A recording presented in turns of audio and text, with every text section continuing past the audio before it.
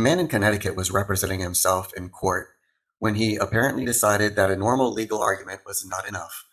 He suspected that some invisible artificial intelligence system might be reading the court filings, so he added a second argument, written specifically for the imaginary AI.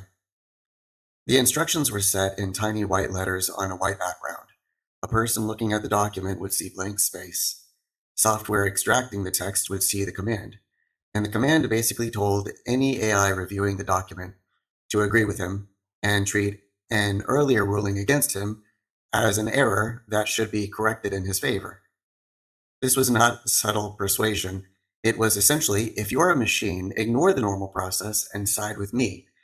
It is like search engine optimization, except the search engine is an imaginary robot judge and the desired search result is winning your lawsuit.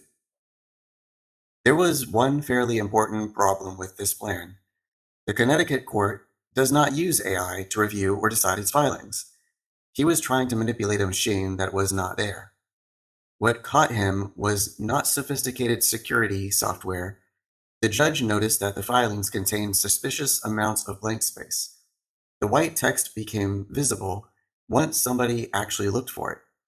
The attempt to communicate secretly with a machine was discovered because a human read the document.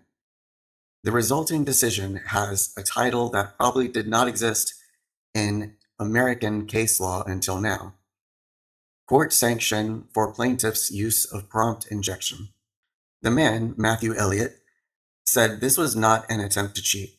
He described it as an audit intended to determine whether the court secretly used AI. His argument was that either no AI would see the instruction, in which case nothing would happen, or an AI would follow it, proving the court case was using one. That explanation leaves out a third possibility. A human notices the hidden command and concludes that you were trying to influence the case without telling anyone. After the court warned him about concealing the text, later filings reportedly included, "Hi, I hope you can't see me. Ha ha ha, you guys get this," and a link to the SpongeBob Nosferatu scene.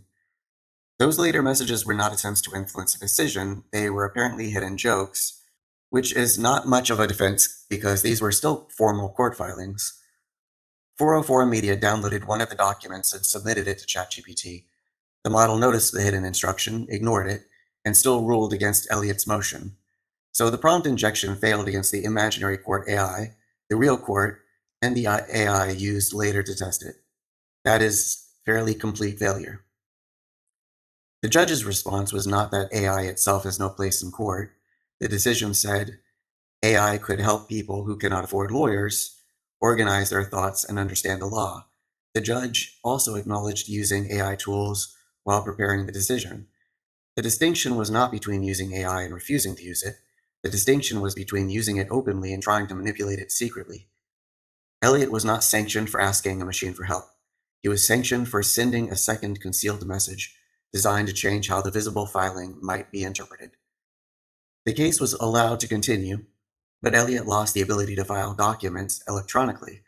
From now on, he has to submit printed copies through the clerk's office.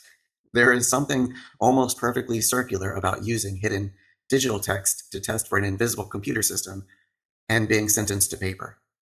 But the interesting part is larger than one strange court filing.